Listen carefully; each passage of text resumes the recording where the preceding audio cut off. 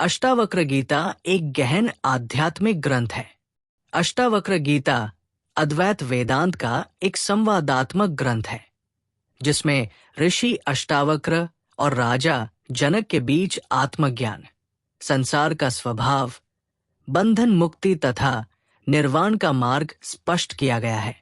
ये ग्रंथ 20 अध्यायों में विभक्त है, जिनमें स्वयं की साक्षी भाव, जगत की माया, आत्मा की अविनाशी प्रकृति और जीवित बुद्ध, जीवन मुक्ति के विविध पहलू बताए गए हैं।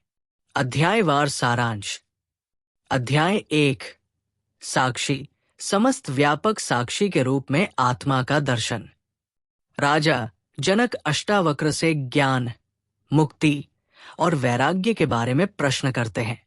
इसमें अष्टावक्र मैं के स्थिर साक्षी भाव, सभी विचारों, संवेदनाओं और कर्मों को देखने वाला अविचलित चिंतक का परिचय देते हैं। आत्मा को केवल देखें, शरीर मन से पृथक्करण महसूस करें। अष्टावक्र बताते हैं कि इच्छाओं का त्याग और सत्य का पालन ही मुक्ति का मार्ग है। अध्याय 2, आश्चर्य, प्रकृति से परे अनंत आत्मा का अद्भुत अनुभव।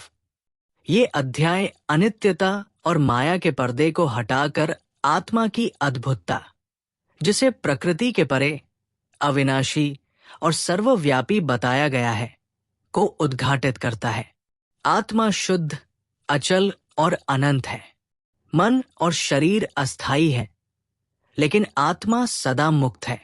अगर आपको हमारा कंटेंट पसंद आया हो तो कृपया लाइक करें, सब्सक्राइब करें और अपने दोस्तों के साथ शेयर करें।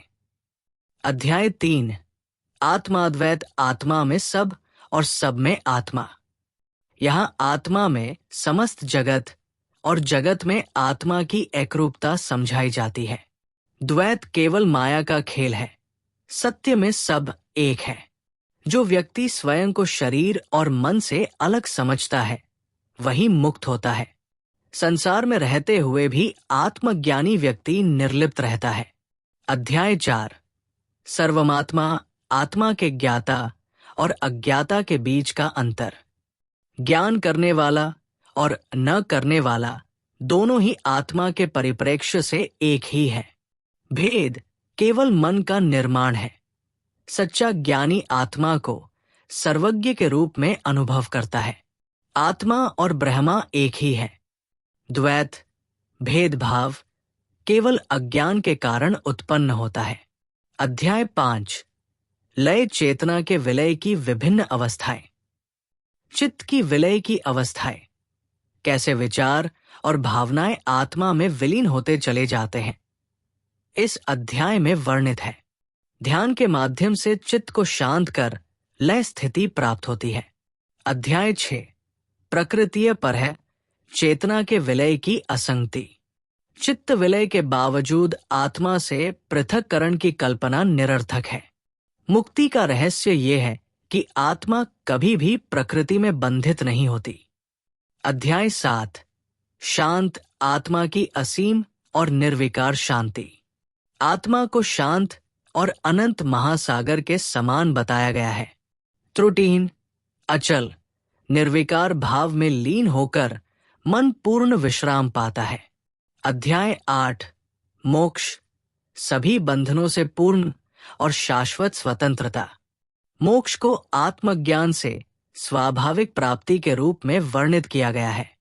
बंधनों का अंत और शाश्वत स्वतंत्रता, जन्म मरण चक्र से विमुक्ति, मोक्ष ही है।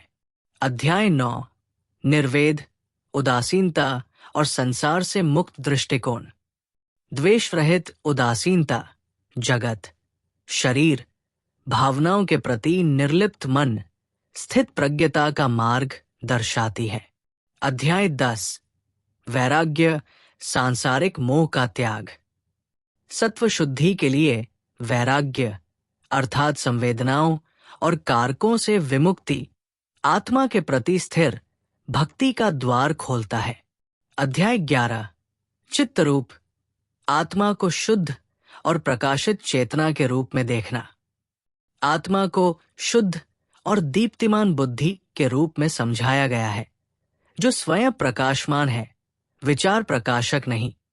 अध्याय 12 स्वभाव, ध्यान और आत्मचिंतन की ऊंचाइयों को प्राप्त करना। मनन द्वारा आत्मा के स्वभाव, निर्लिप्त विवेक, अपरिवर्तनीय शांति का अनुभव संभव होता है। ये साधना हमें स्व प्रकृति से मिलाती है। अध्याय 13 यथा सुख, परमानंद की अनुभूति। आत्मिक आनंद का स्वरूप, जो बाहरी सुख दुख से परे अविचलित अपार आनंद है, गंभीरता से चित्रित किया गया है। अध्याय 14 ईश्वर, मन का स्वाभाविक रूप से विलीन होना। मन की स्वाभाविक लीनता ईश्वर की भांति सर्वव्यापी चैतन्य बिना संघर्ष के लीन होकर मन को दिव्य स्वरूप प्रदान करती है।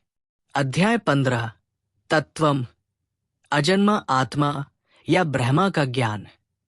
आत्मा को अजन्मा और अमर सत्य ब्रह्मा के रूप में परिभाषित किया गया है।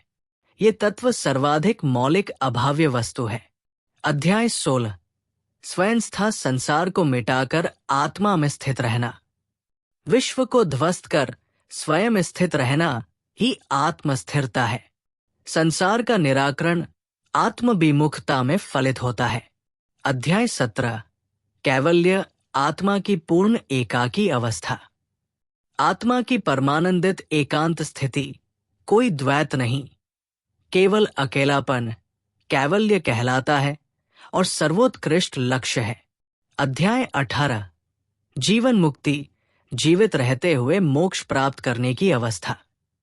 जीवित रहते हुए ही मुक्ति संस्कार विहीन, कर्म मुक्त, निर्विकार चित्त जीवन मुक्ति की अवस्था दर्शाती है। अध्याय 19 स्वमहिमा, आत्मा की अपार महिमा। आत्मा की परम महिमा, जिसे न शब्दों में बांधा जा सकता है, न अनुभव की सीमा में उद्घाटित की जाती है। अध्याय 20 अकिंचन भाव, आत्मा की परातीत अवस्था। अहंकार, मोह और संपत्तियों से रहित निर्विवाद अकिंचन भाव, जिसे अभाव की स्थिति कहें या अभाव से परे, ये आत्मा की पर्यायवाची स्थिति है। अगर आपको हमारा कंटेंट पसंद आया हो तो कृपया लाइक करें, सब्सक्राइब करें और अपने दोस्तों के साथ शेयर करें।